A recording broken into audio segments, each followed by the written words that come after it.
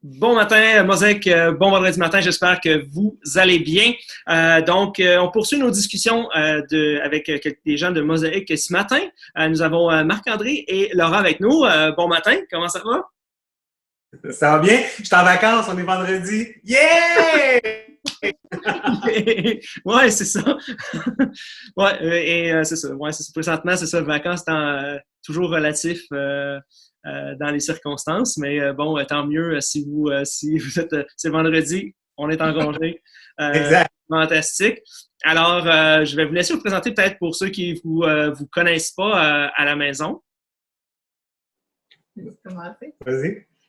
Je m'appelle Laura, je suis maman de 3 enfants, puis je suis enseignante, je suis impliquée à Mosaïque, Mos Junior. Puis, depuis que j'ai ma plus vieille, qui a 8 ans maintenant, je suis maman à la maison à temps plein. Donc, j'ai mis une pause sur l'enseignement pour rester à la maison. Notre plus jeune, 4 ans et demi maintenant, va commencer l'école à temps plein à l'automne. Donc, moi, c'est un retour au travail aussi à l'automne, dans les écoles. Wow. Puis on a un autre petit garçon, Xavier, qui est entre les deux. S'en va en 2e année, puis Marley qui s'en va en 3e. Donc, voilà. Puis, moi, Marc-André, en fait, je suis directeur d'école. Alors, c'est pour ça que je tombe en vacances aujourd'hui. Ça fait, depuis que les jeunes sont partis, j'ai travaillé pas mal pour arriver à préparer la rentrée qui s'en vient dans les prochaines semaines. Puis, sinon, en fait, je suis impliqué beaucoup au niveau de Mosaïque, mais plus en arrière du rideau, c'est-à-dire comme sur l'équipe de DIAC là, depuis 8 ans.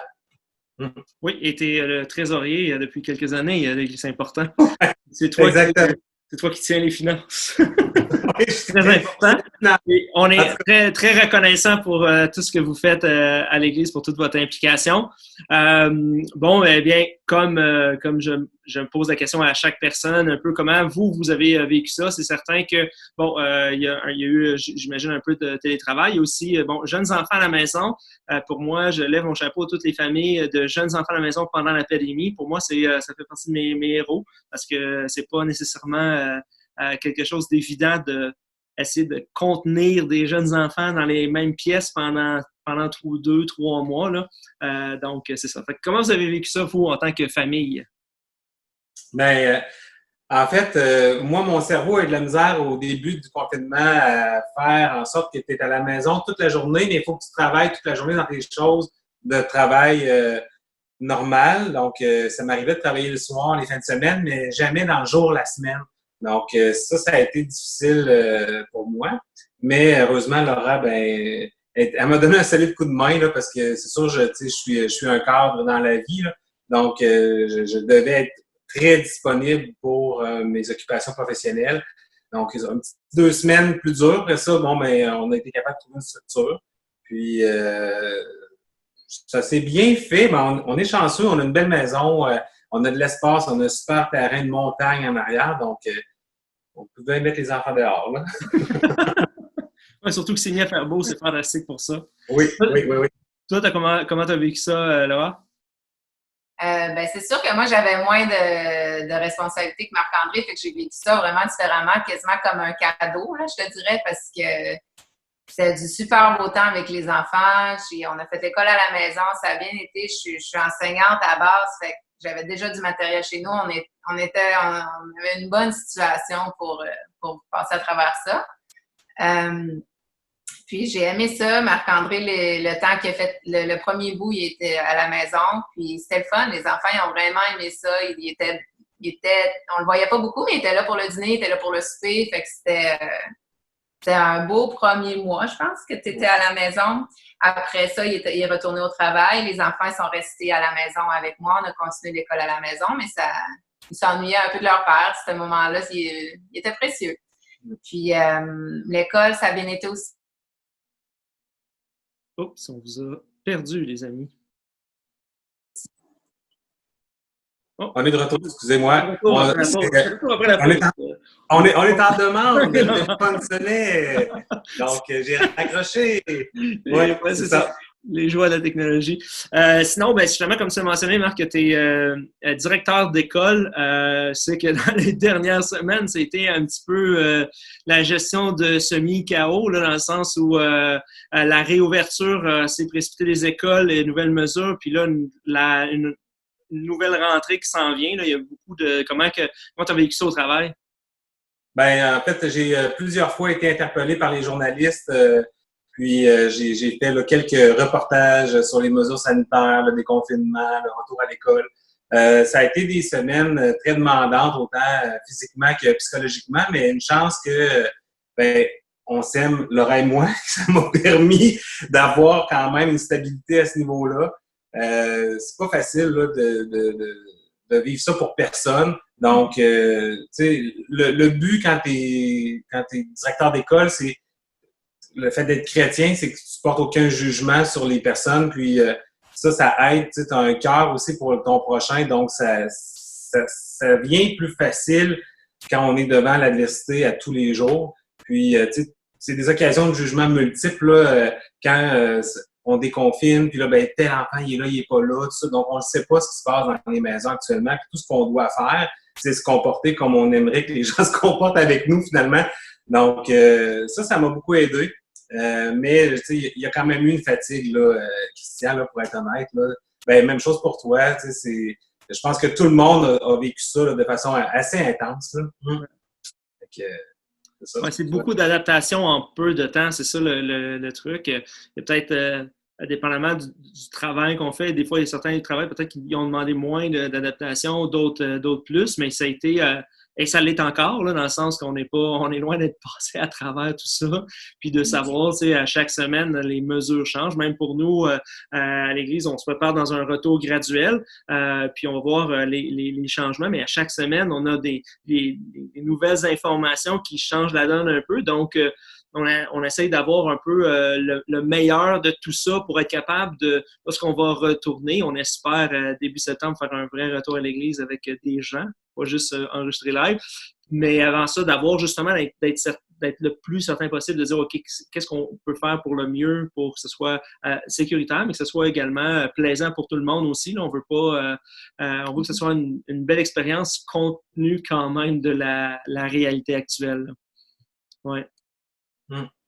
Puis, ben, on s'ennuie de vous autres, en fait, là, tu sais, l'Église, pour nous, c'est une grande partie, ben, surtout le fait de se voir les uns les autres, là, de se voir vis-à-vis un écran, c'est moins vrai. Ah, c'est ça. On a tous hâte. Ben justement, depuis quelques semaines, j'ai recommencé à réenregistrer les messages à l'Église. Donc, il y a quelques personnes techniques qui sont là. Mais juste d'être capable de voir quelques personnes à l'Église comme ça, c'est déjà beaucoup. Je me dis, là, on a vraiment hâte au retour où on va voir une Église avec des gens à l'intérieur, pas juste ça, c'est l'aspect difficile, c'est qu'on a les gens dans la boîte derrière. Moi, je suis complètement sur stage, mais le reste des bancs, c'est vide. Là, c'est... Oh mon Dieu, c'est pas... C'est une autre réalité. Fait que c'est pour ça que là, on va passer à travers l'été, puis on est confiant. On va être confiant qu'à l'automne, on va être capable de retourner à l'église, puis d'avoir des réunions avec des gens, puis de se revoir, en respectant les mesures, bien entendu. Ben oui, effectivement. Très important. Oui. Puis on va vous tenir au courant, les amis, à la maison, là, aussitôt qu'on a de plus de développement pour vous dire, puis vous montrer également les mesures. On va vous prendre des petites photos, voir où on est rendu dans certaines mesures physiques qui vont être déjà en place. Laura, tu es impliquée également dans le communautaire depuis un certain temps aussi sur la Rive-Sud de Québec. J'aimerais peut-être tu nous parles un peu de ton implication communautaire. Oui, je suis sur le CA du Filon. Le Filon, c'est un organisme à Lévis qui touche tout ce qui est sécurité alimentaire. Puis, c'est ça, je suis impliquée depuis maintenant, c'est ma 6e année. Fait que sinon, on a continué aussi, mais on a dû faire beaucoup de changements à cause de la pandémie. Donc, c'est ça. Avant, on faisait plus des dîners collectifs. Tout le monde venait participer à faire la nourriture, manger ensemble. Maintenant, c'est plus possible. Donc, c'est plus... on faisait plus donner des denrées, en fait. Là, ce qu'on faisait pas avant, c'est pas exactement la même mission, mais ça, on s'adapte. On a un gros jardin communautaire aussi qui qui est en pleine forme. On a des bénévoles qui s'impliquent là aussi. Oh, super. Je fais partie du comité de la campagne de financement, les pâtés pour s'aider. Ceux qui sont sur mon Facebook, je vous bombarde un mois par année avec des pâtés, mais c'est pour une bonne cause. Puis cette année, c'est ça. Comment est-ce qu'on va les faire? Parce qu'avant, c'était une grosse gang qui se mettait ensemble, la main à la pâte, puis on les fait. Bon, fait que là, on est déjà en train de voir comment on va se réorganiser pour pouvoir quand même faire cet événement-là. Mais tout le monde s'adapte, puis on continue, puis c'est ça, c'est juste d'être créatif. Ouais, c'est ça. On s'ajuste, ouais, c'est ça. Fait que, ben, écoute, félicitations pour tout ton engagement. Donc, ça fait partie de qui on est en tant qu'Église Mosaïque. Là. Donc, je trouvais ça important que tu mentionnes, que tu puisses mentionner un peu qu'est-ce que tu fais au niveau communautaire. Mais merci beaucoup pour votre temps. Merci pour tout ce que vous faites à l'Église. Je ne sais pas si en terminant, vous avez un petit mot à dire aux gens de l'Église. Bien, profitez de vos vacances. Soyez prudents. Nous, on part au Camp Patmos une semaine, donc on part là, en fait, dans les prochaines heures.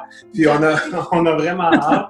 Ça va nous permettre de décrocher un petit peu, mais c'est ça. Donc, vraiment, tu sais, agissez avec amour. Puis je pense que la clé est là. Puis soyez proche de votre cœur. C'est ça.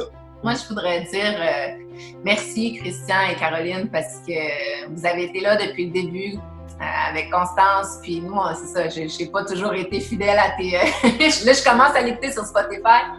Mais c'est beau de voir tout ce que vous avez fait depuis le début. Puis Caro, avec les enfants, est toujours là. Puis je trouve ça difficile de rassembler mes enfants autour de l'écran. Mais quand on est là, c'est tellement beau ce qu'elle fait. Puis ça fait du bien de savoir que vous n'avez pas lâché, au contraire, que vous en faites encore plus qu'avant. Puis merci. Je voulais juste le souligner parce que c'est apprécié. Ça fait plaisir. Puis justement, on est encore là, puis on va être encore là. Puis on va être encore là quand on va être capable de revenir en vrai. On va être encore là. Puis bien justement, on vous aime beaucoup. On a bien hâte de vous revoir en vrai. Puis d'ici là, bonnes vacances. Profitez bien de votre semaine au Camp Patmos parce que... Oui. Comme on dit, l'été passe vite, puis après ça, c'est le retour à la réalité. Puis on va avoir besoin de notre énergie, de nos forces, d'être bien reposés pour la deuxième étape de l'année. Alors, bonne fin de semaine, bonnes vacances. Et on se revoit, nous, dimanche matin, 10h30, pour la suite de notre série Confession. Alors, sur ce, bonne fin de semaine à tous et à bientôt. Bye. Bye bye. Bye.